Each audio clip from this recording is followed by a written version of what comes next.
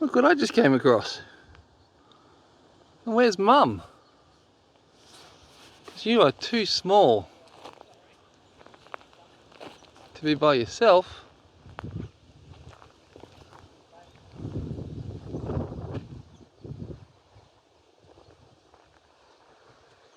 I don't want to get charged by an angry Mother Roo.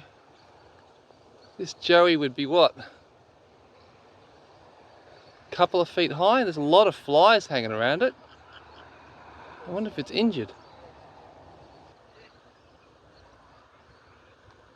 Doesn't look in a good way, the poor thing.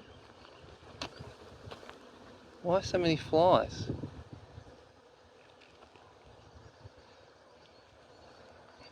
It might be just me, but its feet a bit damaged. Yeah, that doesn't look good. Those toes look all broken. Oh, what am I going to do with you? Oh, well, that was unpleasant. It took me quite a while to find anyone who could help. The Wildlife Refuge number, after hours number, because it's a Sunday today, I just got a recorded message and they suggested calling the police, and the police weren't, well, they passed me to the council. The council gave me a list of numbers, including the numbers I'd already been calling, but there was one at the bottom, and I got hold of a guy, and so I've just dropped the Joey off with him. But I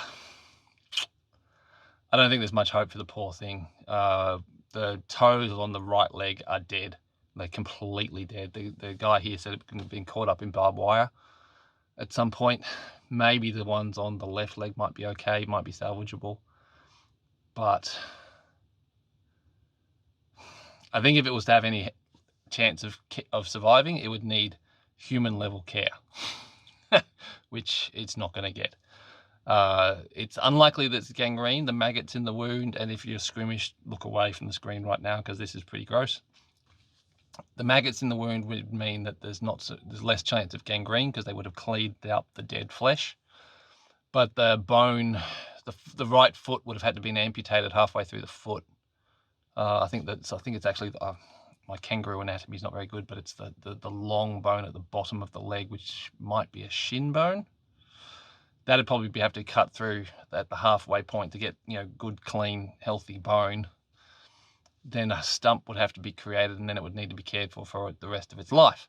Now, if it was a human, people would invest the money in doing that, and it would have a reasonable chance of surviving. But because it's a kangaroo, I think we've done all we can, or at least I've done all if I'm brutally honest, all I'm willing to do, because the level of care that's being required is just it's beyond my resources. I'm not prepared. I can't afford to do that. I've got my own, family and kids, and Aidwood in a wheelchair, and coronavirus is like, I'm not making excuses. It's just the way it is. I always hate it when people say that they want to put an animal out of its misery. No, we're just not willing to give it the care that it would need to survive. And so I prefer to be honest about that rather than try and make justifications and excuses for my choices. So yeah, not a fun video. Yeah, but anyway, that's life. Catch you guys later. Bye-bye. Now, just to follow up to what I was saying there, I've always had this view about putting animals out of their misery, well, at least for as long as I can remember. But it was really reinforced to me when I think I was a teenager, and we had the sheepdog, brilliant dog that we'd got as a pup when I was a kid, and she had served us incredibly faithfully for her entire life, and then she got cancer, and my parents were they were going to have her put down, and they tried to do this whole thing about it's not fair, it's not kind, it's the good thing to do, blah blah blah, and I prosecuted my point of view rather strongly, to the point that we did take her to the vet rather than out of misery around the back of the shed with the shotgun, and her leg was amputated, and she lived as a faithful, loving companion I think another 5-6 years, and then eventually she passed away. And with the cancer, she was feeling pretty poorly, and I would imagine possibly was in a bit of pain. But once she'd had the operation, she was fine, and she got around on 3 legs without any trouble. She was still the top dog of the dogs that we had on the farm. She was the matriarch. So I'm sorry if my view offends anyone. You might have had a pet that you loved, and you felt that you had to put it down, and you might not like me saying it's a choice. Well, it's my view.